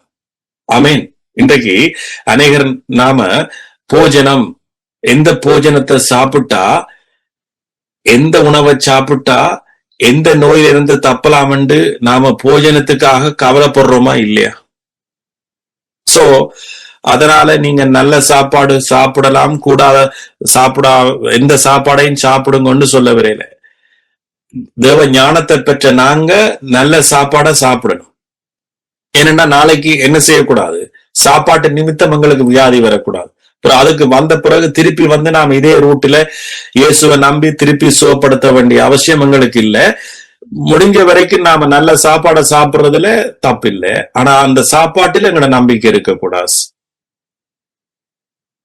ஆனா நான் இங்க என்ன சொல்ல வாரேன்னா, என் மாம்சம் மெய்யான, அதாவது என் சரீரம் மெய்யான போஜனம் அல்லது உணவு. போஜனம் என்ன? உணவு அல்லது சாப்பாடு. என் மாமிசம் மெய்யான சாப்பாடுன்ற. ஆனா இத சாப்பிடுறோமா? ஆண்டவர் சொல்றார், இந்த சாப்பாடு என்னவாம்? எங்கட ஆவி, எங்கட ஆத்மா, எங்கட சரீரத்துக்கு இது நல்ல ஒரு போஜனம், நல்ல போசாக்குள்ள உணவு என்று சொல்ற. சோ அப்ப அவருடைய சரீரம் அது எப்படி எங்களுக்கு உணவா மாறப்போகுது? அவர் சிலுவையில மரிச்சபடியால அந்த உபதேசம் நமக்குள்ள விரைக்கதான் அது உண்மையான உணவாக நாம ஹீல் பண்ணக்கூடியதாக. இது அவருடைய வழி. இன்னைக்கு அனைவருக்கு தெரியாது, கம்யூனியன்ன்றது அவர் ஓர்டேன் பண்ணப்பட்ட, அவர் நியமிக்கப்பட்ட ஒரு வழி. ஆமென். சோ தனிய நாம சண்டேஸ்ல எவ்ரி வீக்கோ, சரி நாங்க எவ்ரி வீக் எடுக்கிறோம், இதொரு ஒரு ஒரு சடங்காக நீங்க எடுக்கக்கூடாது. ஆனா நாம அவருடைய வார்த்தையை தியானிச்சு முடிஞ்ச உடனே நாம் என்ன செய்யறோம்? அவர் சிலுவையில செய்த முடிச்சதை அவரை நினைவு கூறுறோம். அவர் எங்களுடைய வியாதியை சுகப்படுத்தினதை நினைவு கூறுகிறோம். அவர் எங்களோட பாவங்கள் அனைத்தையும் மன்னிச்சதை நினைவு கூறுகிறோம். நாம் பாவத்தை மன்னிக்கிறதுக்காக கம்யூனியனுக்கு வரையில, நாம சுகப்படுறதுக்காக வரையில, ஏற்கனவே அவர் சுகப்பட்டதை நாம விசுவாசிச்சு நினைவு கூறுறபடினால அநேகர் சுகத்தையும் பெற்றுக் கொள்றார்கள். சோ அப்ப கம்யூனியன் ஏற்கனவே சிலுவையில அவர் நமக்காக செய்து முடிச்சதை நினைவு கூறுகிறது மட்டும்தான் கம்யூனியன். இதை என்னை நினைவு கூறும்படி இதை செய்யுங்கள். That's it, finished. அந்த ஒரு வாசகத்துக்கே எல்லாம் முடிஞ்சு. என்னை நினைவு கூறும்படி, நான் தான் உங்களுடைய பாவத்தையும் அக்கிரமத்தையும் நான் என்னுடைய சரீரத்தில் ஏற்றுக்கொண்டேன். என்னுடைய சரீரம் ஒரே தரம் அடிக்கப்பட்டதினால் எபிரேயர் 10:14 படி அந்த சித்தத்தின்படி நாம் பூரணமாக்கப்பட்டோம், பரிசுத்தமாக்கப்பட்டோம் என்கின்றதை நினைவு கூறும்படி இதை செய்யுங்கள் என்றார். உண்மையாத்தான் நான் சொல்றேன், எங்களோட வாழ்க்கையில எவ்ரிடே இந்த சிந்தனை இருக்குமா இருந்தா பிசாசு ஓலம் விட்டு ஓடிடும். ஆனா எங்களுக்கு பிஸி லைஃப் வேண்டா. நீங்க நினைக்க கூடாது சரீர விதமா அநேகர் பிஸியா இருக்கிறீங்கன்னு. இல்ல இல்ல, எங்களோட மைண்ட் பிஸி ஆயிட்டு, எங்களோட சிந்தனை பாத்தீங்கன்னா பயங்கர பிஸி. யூடியூப்பை பாக்குறதா, பேஸ்புக் பாக்குறதா, அல்லது அந்த ஜோக்க பாக்குறதா, இந்த ஜோக்க பாக்குறதா, அதை பாக்குறதா, இதை பாக்குறதா, அந்த நியூஸ பாக்குறதா, இந்த நியூஸ பாக்குறதா, அந்த செய்தியை கேட்கிறதா, இதை கேட்கிறதா, என்ன சமைக்கிறது, என்ன சாப்பிடுறது, எதை விடுறது, எதை தவிக்கிறது, எதை பேரு, அப்படி அப்படி அப்படி அப்படி எங்களோட மைண்ட் என்னவா இருக்குது? அலை பாஞ்சோண்டே பிஸியா இருக்கு. ஆனா எங்களோட சிந்தனை இங்க இல்லை. ஆமென். சோ இந்த நம்மோட சிந்தை இங்க, எங்கட ஆத்மா இதுல நிரப்பப்பட்டிருந்தா, பிரியமானவனே உன் ஆத்மா வாழ்கிறது போல், பிரியமானவளே உன் ஆத்மா வாழ்கிறது போல் நீ எல்லாவற்றிலும் வாழ்ந்து சுகமா இருக்கும்படி வேண்டுகிறேன் என்றார். சில கிறிஸ்தவ நான் கதைச்சா அவருடைய ஆத்மாவை நாம் என்னவா இருக்கும் காணக்கூடியதா இருக்கு. சோ நமக்கு இதனுடைய பலன் தெரியல. இயேசு பாருங்க, ஒரு கடவுள் பாருங்க, சகலதையும் உண்டாக்கினவர் அவர்தான் கடவுள், அவரால் முடியாத காரியம் இல்லை என்று நம்புற நீங்களே நாங்களே சரக்கி போய்தான் இருக்கிறோம் பல விஷயத்துல. அவரே சொல்றார், இதுல சொல்றார், என் மாம்சத்தை புசித்து, அதாவது என் சரீரம், மாம்சத்தை என்றா நீங்க சரீரம் என்றுதான் நீங்க வாசிக்கணும், அப்படித்தான் ஆங்கில பைபிள் இருக்கிறாய். என் மாம்சத்தை சரீரத்தை புசித்து என் ரத்தத்தை பானம் பண்ணுகிறவனுக்கு நித்திய ஜீவன் உண்டு. நித்திய ஜீவன் என்றா என்ன? சகல விதமான ஆசீர்வாதங்களும் உள்ளடக்கப்பட்ட ஒரு வாழ்க்கை. அது போய் பர்வத்துல கிடைக்கிறதல்ல. அப்படி எங்களுக்கு எல்லாம் அப்படி நம்ப வச்சுட்டு பிசாஸ், சரியா, என் சரீரம் அது மெய்யான போஜனம், என் ரத்தம் மெய்யான பானம் என்கின்ற, என் சரீரத்தை புசித்து என் ரத்தத்தை பானம் பண்ணுகிறவன் என்னிலே நிலைத்திருக்கிறான், நான் அவனில் நிலைச்சிருக்கிறேன். இத ரட்சிப்பை குறிச்சு அவர் பேசல. நீங்க ஏற்கனவே ரட்சிக்கப்பட்டுட்டீங்க, நீங்க ஏற்கனவே கிறிஸ்துவுக்குள்ள, அவர் கிறிஸ்துவ. ஆனா நீங்க இப்படி செய்தாத்தானா நீங்க என்ன செய்றீங்க? அவர்ல நிலைச்சிருக்கிறீங்க. நிலைச்சிருக்கிற மீனிங் நம்முடைய சிந்தை என்ன செய்யணும்? நிலைச்சிருக்கணும். உங்களோட உள்ளான மனுஷன் மீட்கப்பட்டு உங்களோட ஆவி கிறிஸ்துவோட ஒன்றாக்கப்பட்டு நீங்க இருக்கிறீங்க. ஆனா அவங்களோட ஆத்மா என்ன செய்யல? அவரோட உபதேசத்துல நிலைச்சிருக்கல. சோ அவருடைய நிலைச்சிருந்தீங்கன்னு சொன்னா, அப்ப கொடி செடியோட நிலைச்சிருக்கதான் கொடியில கனி வருது. அந்த கொடிய நாம செடியில இருந்து வெட்டி விட்டோம்டா, செடி கீழே விழுந்துட்டேன்னு சொன்னா என்ன இல்ல, செடியிலிருந்து கனி வராது. சோ அப்ப அவர் இங்க என்னத்த உவமையா சொல்றார்? உபதேசத்தை குறிச்சு. இங்க ரட்சிப்பை வெட்டி விடுறன்னு சொல்லி கர்த்தர் கதைக்கவே இல்லை. இன்னைக்கு அவர் எங்களை எல்லாரையும் ரட்சிப்புல இருந்து வெட்டி விடுறன்னு சொன்னா, உலகத்துல ஒருவரும் ரட்சிக்கப்பட்டவர்கள் கூட ஒருவரும் ரட்சிப்புல நிலைச்சிருக்க முடியாது. ஆண்டவர் சொல்ற காரியம் இங்க, நீங்க என்னுடைய உபதேசத்தில் நிலைச்சிருங்க, அப்பொழுது நீங்க என்ன செய்வீங்க? கனி கொடுப்பீங்க. சோ அப்ப இயேசு கிறிஸ்துவோட உபதேசத்துல நான் நிலைச்சிருக்கேங்க, என்னுடைய சரீரம் என்ன செய்யும்? கனி கொடுக்கும். என்னுடைய சரீரம் கனி கொடுத்தாத்தான் நான் மற்றவர்களுக்கு கனி கொடுக்கலாம். என்னுடைய சரீரத்துல நான் ஒடுக்கப்பட்டிருந்தா, ஒரு மனைவியோ அல்லது ஒரு கணவனோ சரீரத்தில வியாதியினால் ஒடுக்கப்பட்டிருந்தால், சரி, நான் வியாதியால் ஒடுக்கப்பட்டிருந்தா நான் என்ன செய்ய முடியாது? மனைவிக்கு கனி கொடுக்க முடியாது. ஏன்னா எல்லாரும் எனக்குத்தான் ஊழியம் செய்யணும். ஒரு கட்டத்துல மனைவிய சொல்றாரு, ஐயோ என்றா இந்த ஆளை கட்டினா, இவரையே பார்க்க வேண்டியதா இந்த வேலையா போச்சே. இன்னைக்கு நாம கனி என்று சொன்னா நாம தேவனுக்கு மட்டும்தான் கனி கொடுக்கணும். No no no no. ஆண்டவர் எங்களை அவர் ரட்சிச்சது, பிள்ளையாக நம்மை ஏற்றுக்கொண்டது, நாம் எல்லாம் அவர் ஏற்றுக்கொண்டது. அவர் எங்களை பிள்ளையாக ஏற்றுக்கொண்டு அவர் எங்களை தன்னுடைய பிள்ளையாகத்தான் தான் தனக்கென்று அவர் பெற்றெடுக்கும்படியாகத்தான் அவருடைய சரீரமும் அவருடைய ரத்தமும் சிலுவையில சிந்தப்பட்டது. சோ அப்ப அவர் என்ன சொல்றாரு இங்க, இதே நீங்க ஜோவான் 5 பாத்தீங்கன்னா அந்த உவமைய சொல்றேன். ஒரு செடி கொடியில நிலைச்சிருக்கேக்கதானே கனி கொடுக்குது. எத்தனை பேருக்கு இந்த செடி கொடி என்றதை நீங்க ஞாபகம் வச்சுக்கிறீங்க? ஒரு மரத்துல நீங்க எந்த கைய பாத்தீங்கன்னா உங்களுக்கு விளங்கும். ஒரு மரம், அதுல இருந்துதான் செடி போகுது, ரைட்? அல்லது ஆங்கிலத்துல சொல்லலாம் vine and branches, right? So இந்த பிரான்ச்சுக்கு நியூட்ரிஷன் போகுது, இந்த பிரான்ச்சுக்கு அந்த கிளைக்கு அது சத்து போகுது, இல்ல தண்ணி போகுது, அல்லது நியூட்ரிஷன் போகுது என்று சொன்னா அந்த கிளையல்ல காரணம், அந்த செடிதான் காரணம். சோ அப்ப நமக்கு என்ன ஊட்டச்சத்தா வருது?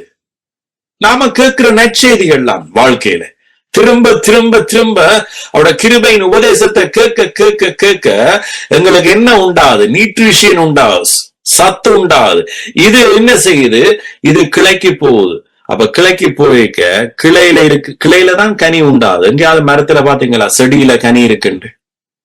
நடு தண்டுல தான் கனி இருக்குண்டு எங்கேயாவது பாத்தீங்களா? ஒரு மேங்கோ ட்ரீய பாருங்க, மாம்பழத்தை எங்கேயாவது நடு தண்டுல மேங்கோ யாராவது புடுங்கினீங்களா? கிளையில தான் வருது. பாருங்க கடவுளுடைய வே. அவர் தான் கனி கொடுக்க விரும்பல, அவர் எங்களுக்கு கனியை தர்றார். அப்ப நாங்கள் கனி கொடுக்க அவர் என்ன செய்யறார்? எங்கட கிளை, எங்கட வாழ்க்கை கனியா இருக்கிறதுக்கு அவர் ஊட்டச்சத்து கொடுத்தோண்டே இருக்கிறார். அந்த ஊட்டச்சத்து இயேசு கிறிஸ்து மூலமாக அவருடைய சரீரம், அவருடைய ரத்தம் தான் அதா இருக்குது. அது இன்றைக்கு எப்படி வருதுண்டா? அவருடைய உபதேசத்தினூடாக. அதனால அவர் சொல்றார், நீங்க என்னுடைய உபதேசத்துல நிலைச்சிருந்தால், கிருபையின் உபதேசத்தில் நீங்கள் நிலைச்சிருந்தால் நீங்க தானாகவே கனி கொடுப்பீர்கள் என்று சொன்ன அந்த அர்த்தம் என்ன? தானாகவே என்று சொன்னா நீங்கள் அல்ல கனி, அது நான் உங்களூடாக அந்த கனியை கொடுப்பேன் என்றார். ஆமென். சோ இத கேட்க உங்களுக்கு எஸ், இப்படி ஒரு வாழ்க்கையை நாம வாழலாமா என்கிற சந்தேகம் இப்ப வந்துச்சு. அப்பண்டாயன் எனக்கு இப்ப சரி வியாதி இருக்குது, அப்பண்டாயன் இப்படி பிரச்சனை இருக்கு, அப்பண்டாயன் என்று சொல்லி நாம என்ன செய்யறோம்? இதை வச்சுதான் ரீசன் கொண்டு வரோம், காரணம் உள்ளுக்க கொண்டு வரோம். இப்படியே இருந்தீங்கன்னா இப்படியே தான் இருப்பீங்க.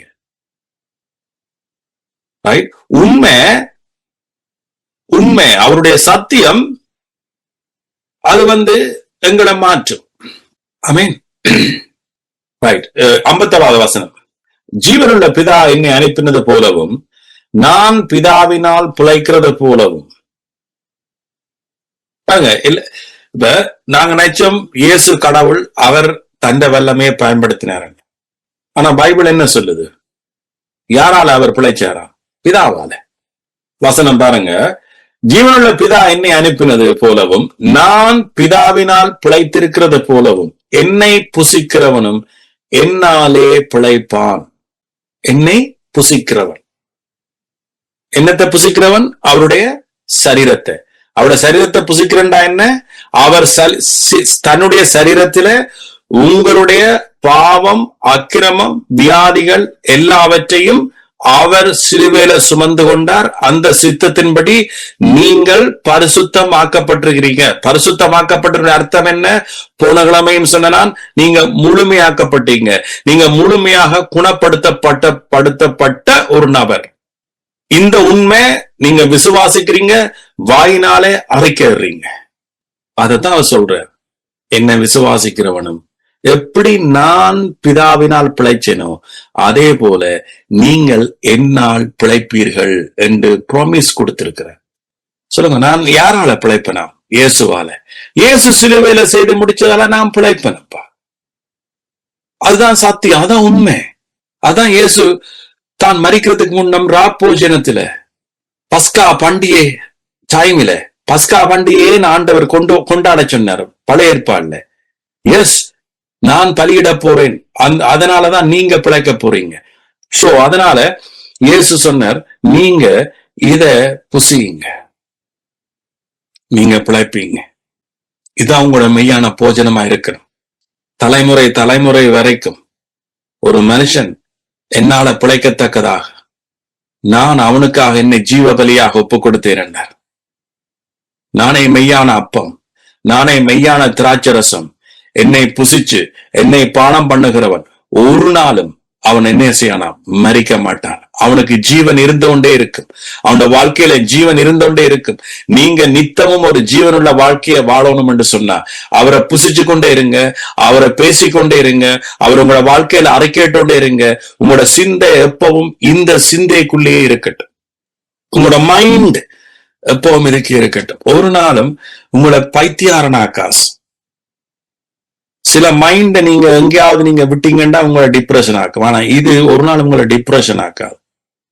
இது உங்களை இன்னும் பலப்படுத்தும், ஆரோக்கியமாக்கும், இன்னும் உங்களை சந்தோஷப்படுத்தும். உங்களோட வாழ்க்கையில எல்லாம் வந்து சேரும். ஆமென். சோ அப்ப இயேசு என்ன சொல்ற? என்ன தலையங்கம் போட்டன்? எடுத்து இதை புசியுங்க, எடுத்து இதை புசியுங்க. இது உங்களுக்காக பிக்கப்படுகிற என்னுடைய சரீரம் என்றார். சோ உங்களோட வாழ்க்கையில இப்ப சந்தேகம் இருக்கா? இன்னும் சந்தேகப்படுறீங்களா? இயேசு இந்த வியாதியை இன்னும் சோப்படுத்தல. உங்களோட இப்ப என்ன வருத்தமோ அதை ஏற்கனவே சோப்படுத்திட்டார். உங்களோட வாழ்க்கையில ஒற்று பிரச்சனையுமே இல்லை, நான் கிருபையாட்டு கொண்டுட்டேன் அப்படி என்றா ஏன் இது வந்தது என்று நீங்க ஜோதிச்சீங்கன்னா நீங்க இன்னும் சத்தியத்தை சரியா புரிஞ்சு கொள்ளல. ஒரு மனுஷன் வாழ்க்கையில ஒன்றுமே இல்லை என்று சொன்னா அவன் எப்படி விசுவாசிக்கிறது? எப்படி அவனுக்கு தெரியும் உண்மையா ஆண்டவற்ற கிருபை உண்மைதான், இயேசு சிலுவையில செய்து முடிச்சது உண்மைதான் என்றது எப்படி அவனுக்கு அறிய வரும்? சொல்லுங்க.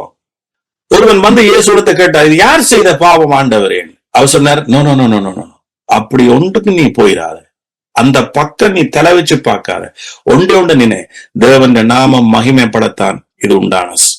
எத்தனை சொல்றீங்க அவருடைய நாமம் மகிமைப்பட போகுதுண்டு? எஸ், அவருடைய நாமம் மகிமைப்பட போகுது. பொய்யல்ல ஜெயிக்கிறது, உண்மைதான் எப்பவும் ஜெயிக்கும். பிசாசல்ல ஜெயிச்சது, இயேசு ஜெயிச்சுட்ட. வியாதி அல்ல ஜெயிச்சது, சுகம்தான் ஜெயிச்சது, தெய்வீக சுகம்தான் ஜெயிச்சது. உங்களோட சரீரத்தில் இருக்கிற நோவோ, உங்களோட சரீரத்தில் இருக்கிற வியாதியோ, டாக்டர் சொன்ன வியாதியோ ஒன்றுமே உயிர் இல்லாது.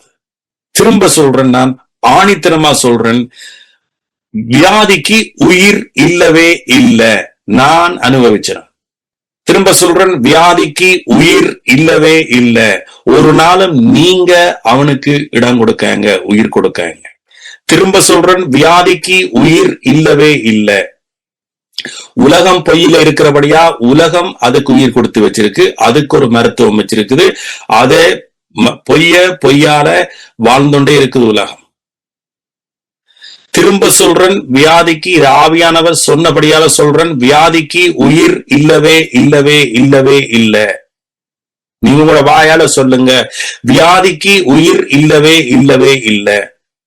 நான் எங்கேயும் சொல்லுவேன், எந்த இடத்துலயும் சொல்லுவேன், அது எந்த சரீரத்திலே அது இருக்கா இல்லையான்றது கதை இல்லை. நான் உண்மைய சொல்றேன், வியாதிக்கு உயிர் இல்லவே இல்லவே இல்லை.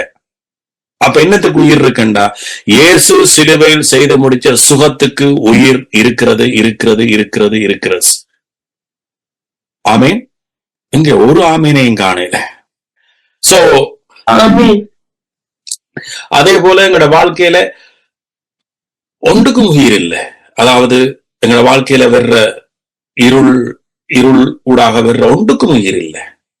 சோ சொல்லுங்க, எங்களோட வாழ்க்கையில பயம், சொல்லுங்க, அது பயத்துக்கு உயிர் இல்ல, பயத்துக்கு உயிர் இல்லை. எஸ், இயேசுவின் நாமத்தினால நீ பயம் என்னிடத்துல இருக்கக்கூடாது. இயேசு செய்து முடிச்சிட்டார். ஆமீன். அவர் இந்த வாழ்க்கையில ஒவ்வொரு பகுதியிலும் இருக்கிறார். அதுதான் உண்மை. நாங்க உண்மையை ஏற்றுக்கொள்ளும் வரைக்கும் பொய் எங்களோட வாழ்க்கையில கிரிய செய்து கொண்டே இருக்கும். உண்மையை ஏற்றுக்கொள்ளும் வரைக்கும் தான் அவனுக்கு இடம் இருக்கு. சத்தியத்தை ஏற்றுக்கொள்ளும் வரைக்கும் தான் அவனுக்கு இடம் இருக்கு. நான் திரும்ப சொல்றேன், இந்த உபதேசத்தை கேட்டு ஒருவராவது நீங்க எனக்கு சாட்சி சொல்லலையா இருந்தா, அது யாரா இருக்கலாம், நாளைக்கு யூடியூப்ல கேட்கிறவனா இருக்கலாம், யாராவது ஒருவன் எனக்கு சொல்லாட்டையும் கூட கர்த்தருடைய சமூகத்தில் அவன் சொல்லியே ஆவான். ஆமென். கண்டிப்பா. இந்த கடைசியா நான் பேசுற இது மட்டுமே அவனுக்கு போஸ். இந்த உலகம் அப்படி பொய்க்க போயிட்டுது. உலகம் பொய்யினாலே வாழுது, மக்கள் பொய்யினாலே வாழ்றார்கள். அதனால பொய்யில இருந்தே பிசினஸ் ஆரம்பிச்சிட்டுது, பொய்யில இருந்தே வியாபாரம் ஆரம்பிச்சிட்டுது, பொய்யே மனுஷனுடைய வாழ்க்கையா மாறிட்டுது. ஆனால் இயேசு சிலுவையில செய்த சத்தியம் சத்தியம், உண்மை உண்மை. அந்த உண்மை எங்களோட வாழ்க்கையில விரைக்க பொய்யுக்கு இடம் இல்லாம போஸ்.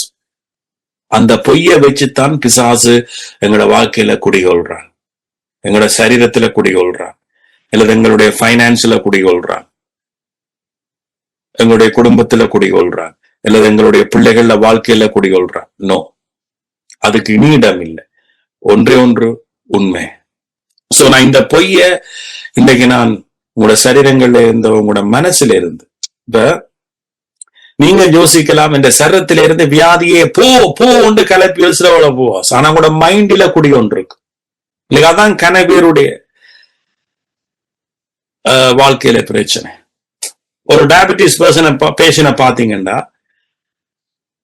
ஒரு 10 வருஷமாக அவர் டயபெட்டிஸையே நம்பிக்கொண்டே வாழுவார், பொய்ய நம்பிக்கொண்டே வாழுவார். திடீரென போய் நாம இதை சொன்னா அவரால் ஏற்றுக்கொள்ள முடியாது.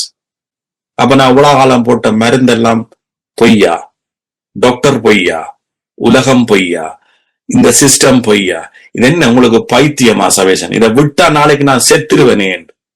இதுதான் பயம். இருந்துதான் என்ன செய்யற நாம. 60 வயது வந்த பிறகு ஒரு ஆள் வந்து டயபெட்டிஸ் மருந்த விட்டா நான் நாளை செத்துருவேன். இருந்துதான் என்ன செய்ய போறீங்க நீங்க? இருக்கிறது முழுக்க குடும்ப சுமையில. உண்மையதான் நான் சொல்றேன். நான் ஒரு 60-70 வயதுனா நானே அப்படித்தான் சொல்றேன், இயேசுவே இருக்கிறதோட போய் சேர்ந்துரும்.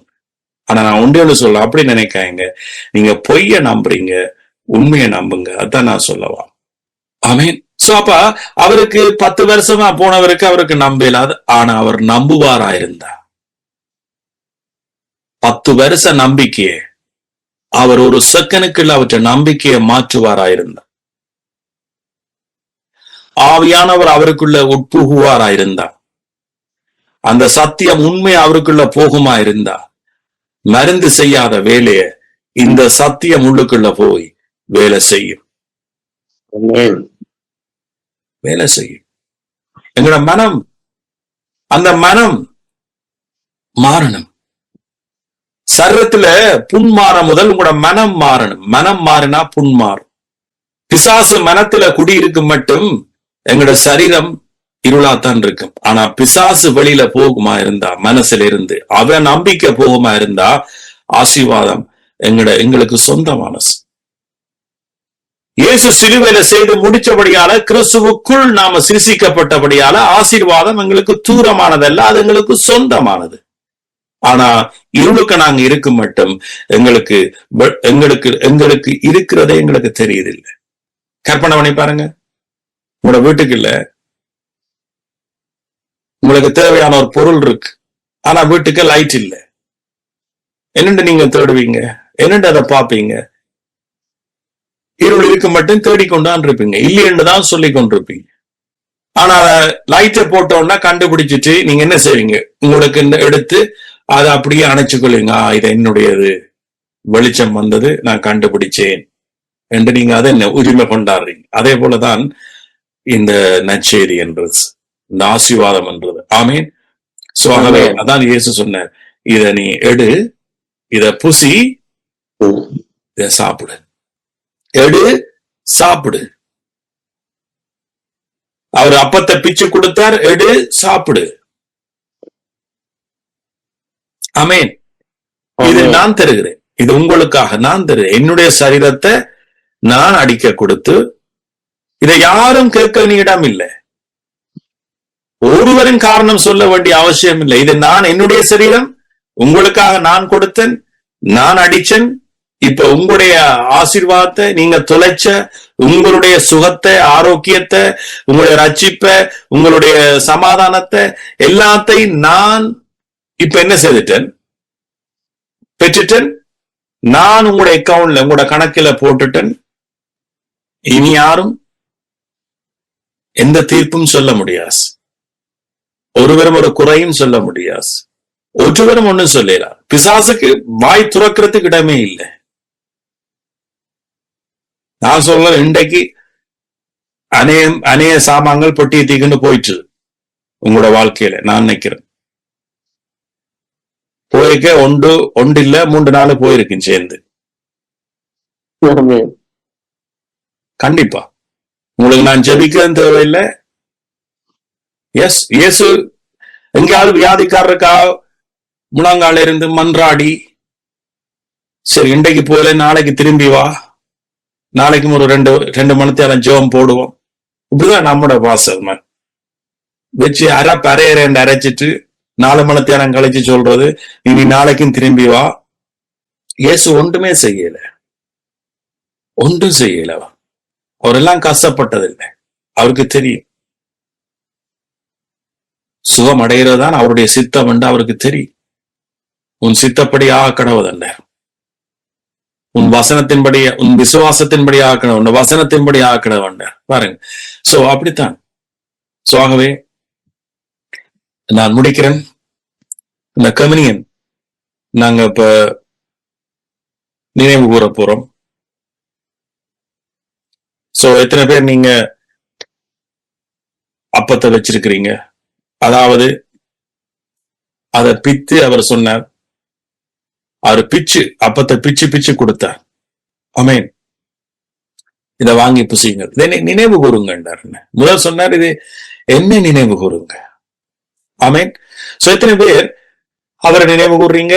என்ன நினைவு கூறுறீங்க? அவருடைய சரீரம் என்ன செய்யப்பட்டது? அடிக்கப்பட்டது. அப்ப வசனம் என்ன சொல்லுது?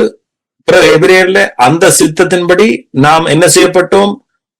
பூரணமாக்கப்பட்டோம், பரிசுத்தமாக்கப்பட்டோம். பரிசுத்தம் என்ற மீனிங் என்ன பாருங்க. உங்களோட சரீரம் பரிசுத்தம் சொல்லுவோமா? நம்முடைய சரீரம் பரிசுத்தம். ஆமென். சோ பிசாசுக்கு சொல்லுங்க, என்னுடைய சரீரம் பரிசுத்தம், ஆகையால நீர் சொல், நீ இனி என்ற சரீரத்துல உனக்கு இடம் இல்லை. பரிசுத்தமான இந்த சரீரத்துல நீ என்னண்டு வாசம் பண்ண முடியும்? இப்ப நாங்க நினைக்கிறது நாங்க விடுற தவறு பாவம் இல்ல, அதல்ல. அதை குறிச்சு ஆண்டவர் பேசலைங்க. நான் பரிசுத்தமான், என்னை ஆண்டவர் பிள்ளையாக ஏற்றுக்கொண்டுட்டார். அப்ப நான் இனி பாவி அல்ல, ரைட்? நான் பரிசுத்தம். அதே நேரம் என்ற சரீரம் என்ன செய்யும்? அவர் பரிசுத்தமாகிட்டார். அப்ப பாவமணி இருக்கக்கூடாண்டா, அது பிசாசு. நான் பிசாசு அல்ல. சொல்லுங்க, நான் பிசாசு அல்ல.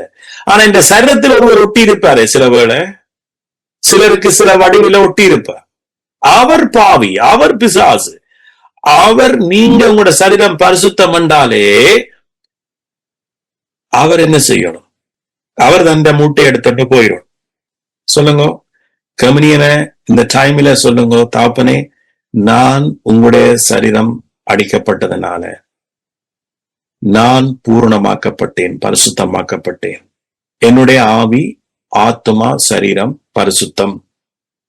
சோ நீர் என்ன பரிசுத்தமாக்கினபடியால என்ற சரீரத்துல பாவமோ அல்லது பிசாசோ இருளோ வாசம் பண்ண முடியாது. நன்றி இயேசுவே என்று சொல்லி உட்கொள்வோமா? அப்படியே அவர் அந்த ராத்திரியிலே என்ன, அதே நேரத்திலே அவர் கப்பை எடுத்து, பாத்திரத்தை எடுத்து, இது உங்களுக்காக சிந்தப்படுகிற என்னுடைய ரத்தம், அதுவும் புதிய உடன்படிக்கையின் ரத்தம் என்று சொன்னார். இந்த புதிய உடன்படிக்கை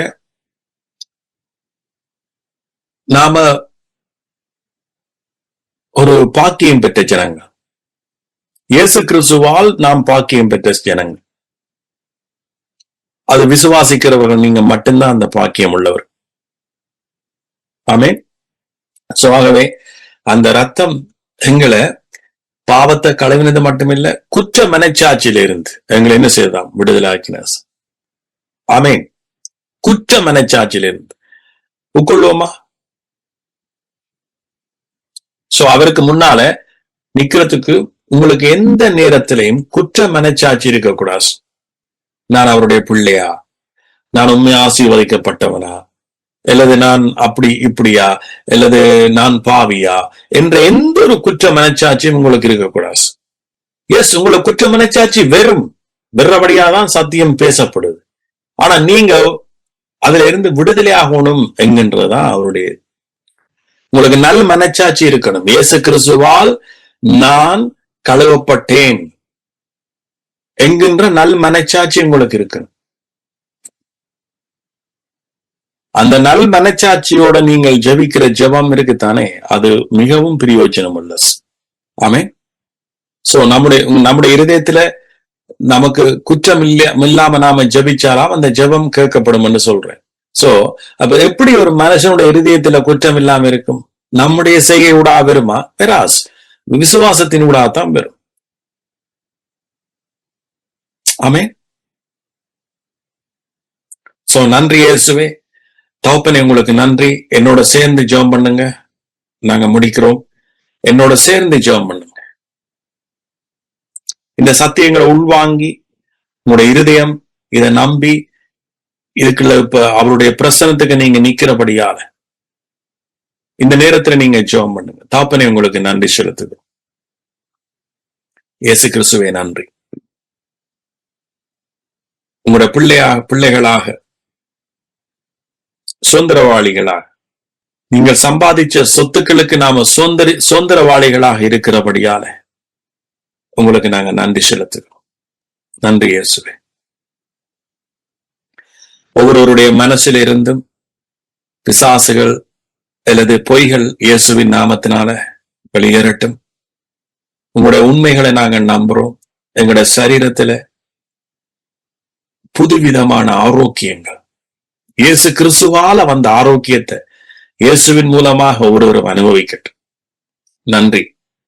உங்களுடைய சித்தம், ஆவியாத்மா, சரீரம் உங்களுக்குள்ள ரட்சிக்கப்பட்டதை ஒவ்வொருவரும் உணரட்டும், அனுபவிக்கட்டும். பைபிள் வசனம் சொல்லுது, பவுல் சொல்லுகிறார், உங்கள் ரட்சிப்பு நிறைவேற பிரயாசப்படுங்க. ஆங்கில பைபிள் இருக்குது, work out your salvation. என்றா கிறிஸ்து உங்களுக்கு தந்த ரட்சிப்பை நீங்க நிறைவேற்ற பிரயாசப்படுங்க. ஏற்கனவே உங்களுக்குள்ள அவர் தந்ததான சகல விதமான ரட்சிப்பையும் நீங்க என்ன செய்யட்டாம்? Work out பண்ணட்டாம். உங்களுக்குள்ள இருக்கிறத அத வெளியில உண்டு. அப்பொழுது மற்றவர்கள் உங்கள் நிமித்தம் கிறிஸ்துவை அறிஞ்சு கொள்வார். மற்றது நீங்களும் கூட அந்த ரட்சிப்பை நீங்க அனுபவிக்கிற பொழுது நீங்களும் என்ன செய்வீங்க? 4 பேரோட அதை கடத்துவீங்க, கொண்டு போவீங்க. எஸ், உண்மையாக சுவிசேஷம் அது ரட்சிப்பின் தேவ பலன் என்று சொல்லுவீங்க. நன்றி இயேசுவே.